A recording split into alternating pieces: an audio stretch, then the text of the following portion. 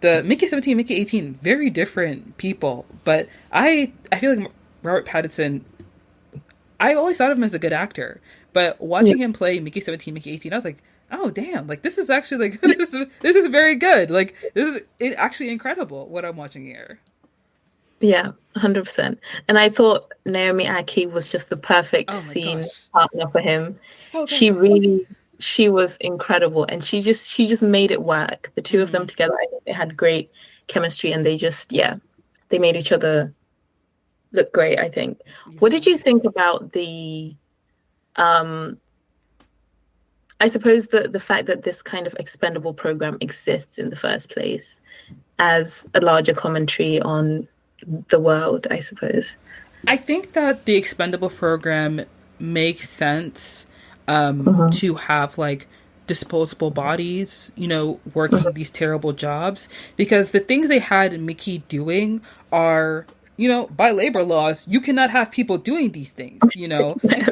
Like having him go outside to a foreign planet and breathe in the air and see if there is a horrible disease out there and build a vaccine off of his dead body, like that's not legal. That's something you can do. But like if you have a disposable body that you can reprint and remake over and over and over again, then that makes sense. And the way that the scientists and even like the leader that Mark Ruffalo was playing, and the other people on the ship, the way they treated Mickey, like he wasn't even a person, like he Hmm. is expendable because in a way he kind of is, and it was crazy to me watching watching the movie, because I was actually surprised that Mickey was the only expendable on the Yeah, ship, because that yeah. made me start thinking like there's possibly other ships on there, maybe run by other senators or other thought leaders, world leaders, whatever it might be. Because Mickey being the only expendable, it doesn't really make sense to me because Mhm. capitalism, it runs on human labor, but not only human labor, but human exploitation. So it would make Mhm. sense why there needs to be like more expendables. And like Yeah. when I first saw the trailer for the movie, I kind of thought that everybody on the ship was an expendable. Like that was my Hmm. thought process. So when I watched the film and I saw it was only Mickey, I guess I guess like other people they went on the ship and I guess they just went on. But I feel like Mickey isn't the only person on that ship running from somebody, the only other person on the ship needing money. Like he's not the only person on there who has hard times. So Hmm. him being the only expendable, I feel like was maybe the one thing where I was like, But I think for the plot and just to move the movie along, it makes sense to make him the only expendable because you can't have like 10 actors playing Hmm. themselves over and over and over again because then it gets redundant after a while. Yeah. Yeah. Yeah. I mean, I wonder if that's just because nobody else wanted to do it. He But he obviously signs up to it and he doesn't read what it says. not at all. Um, and his friend also signs up to a job, but he ends up being like one of the pilots or something, right? Mm-hmm. Stephen Yeun's character. And so, yeah, I do wonder if that's actually simply because nobody would sign up for this crazy program and he just kind of ends up doing it. Because you're right. I was also very surprised that he was the only expendable. I was like, so where's the team of expendables? Because surely that Yeah. makes all of this faster and quicker to do. But maybe also there is the threat, and I suppose I'm thinking of Severance here, of the expendables potentially unionizing if Mm-hmm. something does go wrong. Because there Yeah. was always the threat that with the expendables, with the technology that kind of clones them, it is a threat to humanity because if there's like 50 of the same person, that's scary. They can, who was it? There was that man that, commits a murder and he's somewhere else or something like that. And so I think, number one, I think he probably is the only one that chose to do this or chose, he didn't know what he was doing. But also, there is potentially the threat of having too many expendables. So they kind of have to have a very controlled guinea pig that Mm-hmm. they know they can keep an eye on, essentially. I do think that he is a guinea pig, but I do remember the last scene. It wasn't the last scene, but it was towards the end of the film where Tony Collette's character is by the, I guess, human printing machine, and Mickey is Mhm. there, and she is like speaking to him, but Mark Ruffalo is being Mm-hmm. printed out of the machine as they're talking. And Mm-hmm. I think it kind of brings up this theory in the film that even though we've been following Mickey as the human guinea pig, who, by our knowledge, is the only person being remade and Oh, I, repackaged, but because everyone wears the same, suit, everyone is seemingly kind of looks the same. Like, not many people are very like different from each other, and the ship is so big. There is mm-hmm. a possibility that they have been reprinting other Yeah. workers, but the other workers did not know. It is not to anyone else's knowledge, or it's something that is kind of like a theory that's kind of left. It's like a question that Bong Joon-ho, he poses to the audience to consider, but it doesn't really go past that. And I do think it's possible, considering that their trash chute has like a giant hole to a Mm-hmm. lava pit. Like, how likely is it that someone else fell in that? Like, very likely. So it's possible that like there is other people have been made into other doubles of themselves, because I think one of the commanders, one of the leaders in the film, he seemed very quiet and very like to himself at the beginning of the film, and certain characters seem to have different characteristics as the movie continues on. So it does kind of feed into that theory that like the people on the ship with Mickey 17, they're not the people they were when they first came on the ship. So it's like that people are being reprinted, but it's not something that's widely known, as people know that Mickey is the The one expendable. clone on there. Yeah. Yeah, I really like that theory, and I think it's probably true Mm-hmm. because can you imagine? They're not eating that much. They're like barely living on this ship, and they've been there for years. So even if it isn't that somebody was murdered or they fell into the lava pit, it could just be dying because they're humans and they're not getting enough of anything when they're on this ship. Like they have these tiny portions of food and everything is controlled. So I do think it's possible that, maybe somebody got sick or something and they would just reprint them because they would have to. Mm-hmm. They're up in outer space, they're far, far away from Earth. They need the workers, they need the numbers. So they probably are printing more people. I hadn't heard that theory, but I think it checks out. It makes a lot of sense. Yeah.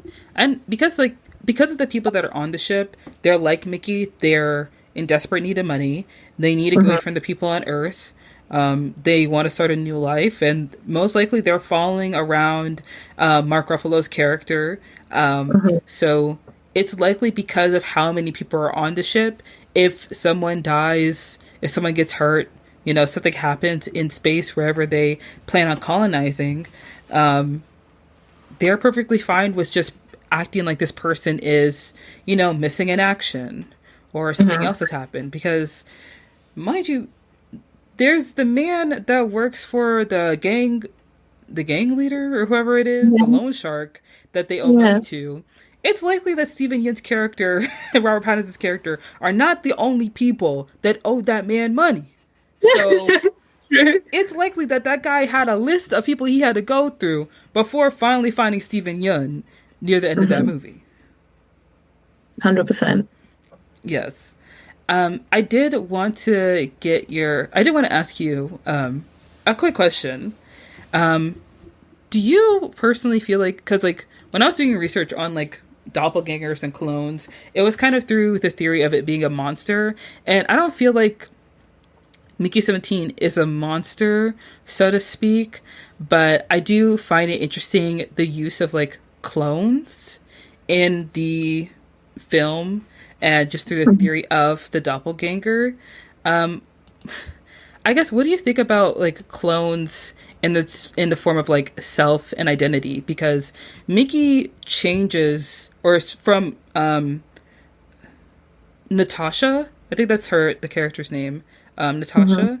No, Nasha. I think that's her name. Um, from Nasha's point of view, telling Mickey, every single one of his iterations have been different from the next, and Hmm. he doesn't want to die because whenever he has died and been reprinted, it's been him.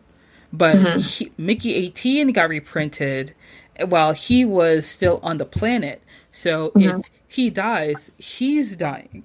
So I Hmm. wanted to get your take on like, what do you think about, the use of clones in forms of narrative, and how do you feel like that, I guess influences the idea of identity within a story. Hmm. I think compared to the other two film slash TV show that we've talked about, what is interesting about Mickey 17, and I think why it probably poses a more interesting question about identity, is that every iteration of Mickey has been different. And because every iteration of they've all been Mickey, right? But because every iteration of Mickey has been different, I think there is this very interesting conversation going on about how our identities are not fixed, and how this idea of the doppelganger as like a monster that's coming from within, it's kind of squashed here. And the doppelganger isn't a monster at all, or the clone in Mickey 17 isn't a monster at all.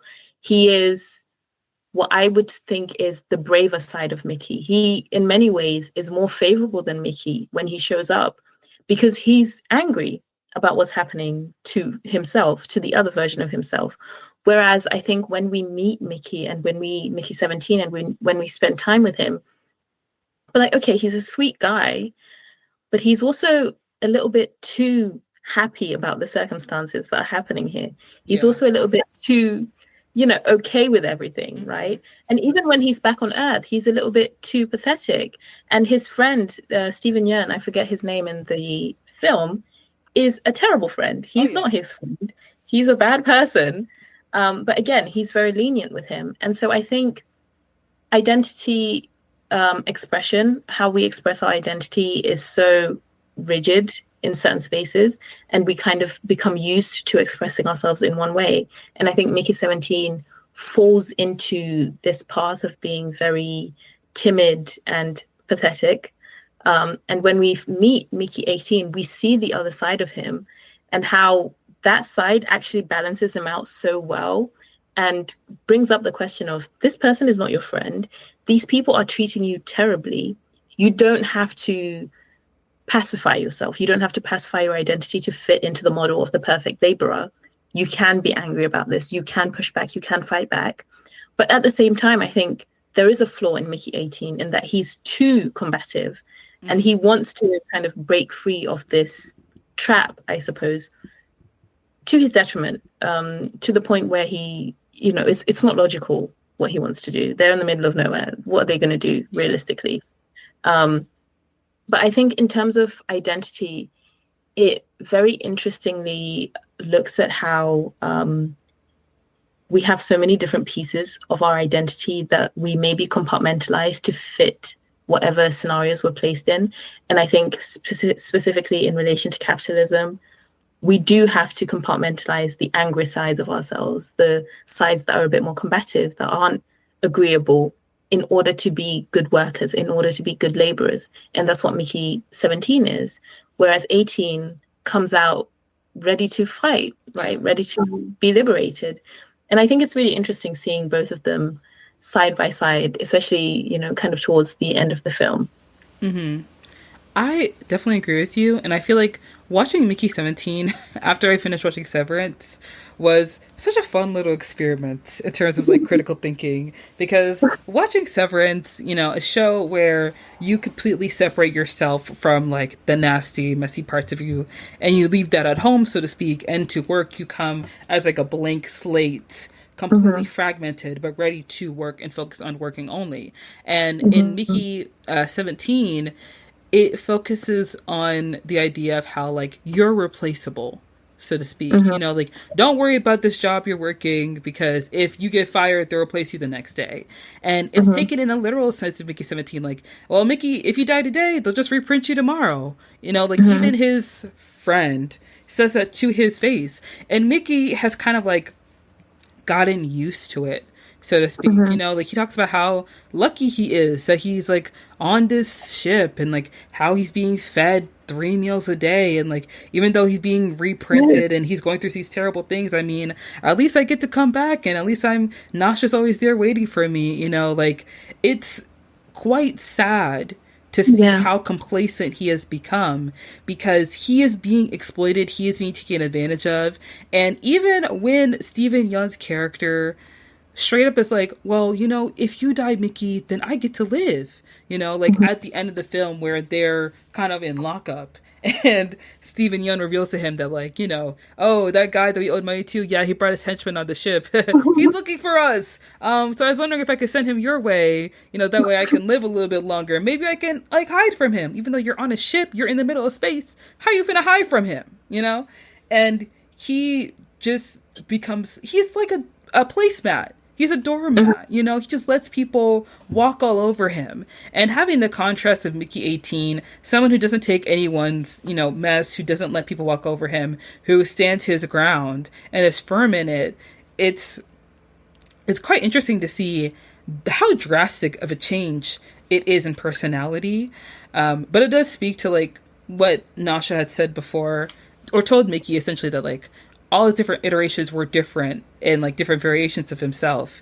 And how, yes, capitalism wants us to present as one singular way and show up to work as one way, ready to work, ready to perform, ready to do your job, and, do more, get paid less, and stay late, whatever it takes to get the job done and bring up the numbers and make the shareholders happy. And it's not for any kind of fulfillment within ourselves, but so that we may be fulfilled by helping, the company. Like, even when Mickey meets Mark Ruffalo's character and he's being rude and outright gross, Mickey does not even notice it because he just feels lucky enough to just be alive and actually get to meet them. Like, he doesn't see Mark Ruffalo as this deceiver, as this manipulator, as this liar that he is playing in this movie, and clearly is. He sees him as, like, this guy who's given him this great chance and this amazing opportunity, which,